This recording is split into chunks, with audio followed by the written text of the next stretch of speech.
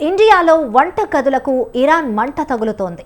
పశ్చిమాసియాలో యుద్ధం సెగ మన మీద పడుతోంది. మనం నిత్యం వాడే కందిపప్పు మొదలుకొని పండగల్లో ఉపయోగించే జీడిపప్పు వరకు ధరలు ప్రియం కానున్నాయి. ఎక్కడో యుద్ధం జరిగితే ఆ ప్రభావం మనపైన ఉండడానికి కారణాలేంటో చూద్దాం.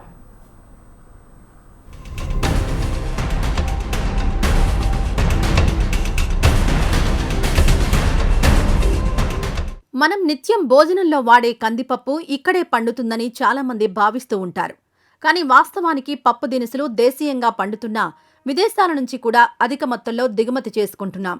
కానీ ఇప్పుడు పశ్చిమాసియా యుద్ధం సెగతో కందిపప్పు సహా మనం నిత్యం వాడే పప్పు దినుసుల ధరలు పెరగనున్నాయి.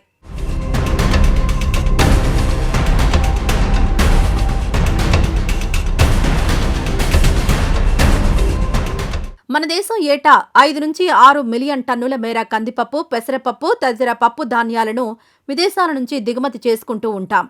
ముఖ్యంగా మనకు పప్పు ధాన్యాలు మయన్మార్, కెనడా, ఆఫ్రికా నుంచి దిగుమతవుతున్నాయి.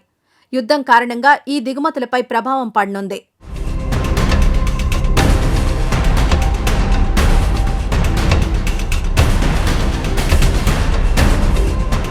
అంతర్జాతీయ ఉద్రిక్తతల వల్ల మనకు దిగుమతయ్యే పప్పు దినుసుల రవాణాకు అంతరాయం ఏర్పడవచ్చు.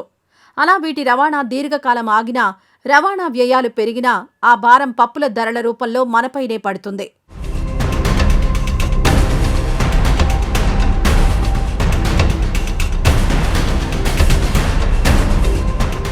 ఇజ్రాయెల్, ఇరాన్ యుద్ధం నేపథ్యంలో రవాణా, బీమా ఖర్చులు భారీగా పెరుగుతున్నాయి. ఈ భారమంతా కొనుగోలుదారులకు బదిలీ అవుతోంది. దీంతో రిటైల్ ధరలు పెరిగే అవకాశం ఉంటుంది.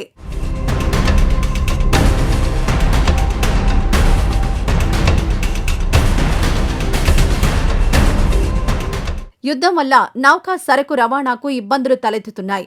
దీంతో అంతర్జాతీయంగా పప్పు ధాన్యాల ధరలు పెరిగే అవకాశం ఉందని అధికారులు చెబుతున్నారు.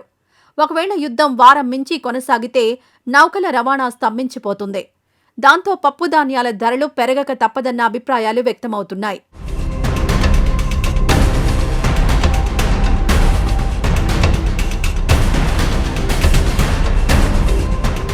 ఆఫ్ఘనిస్తాన్, పాకిస్తాన్ మధ్య కూడా యుద్ధం కొనసాగుతోంది.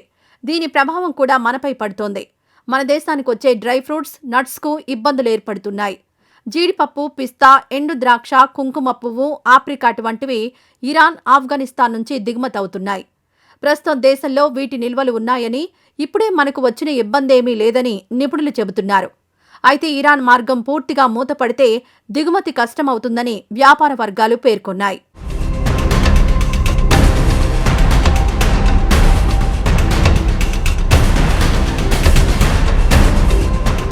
మమ్రా బాదం కిలో గత అక్టోబర్లో 1800 రూపాయలుండగా ఇప్పుడు 2800 రూపాయలకు చేరింది. ఇరానీ పిస్తా ధర కిలోకు 840 రూపాయల నుంచి 1300 రూపాయలకు ఎగబాకింది. ఇరానీ ఆప్రికాట్ ధర డిసెంబర్లో 700 రూపాయలుంటే ఇప్పుడు వాటి ధర 1400 రూపాయలకు చేరుకుంది.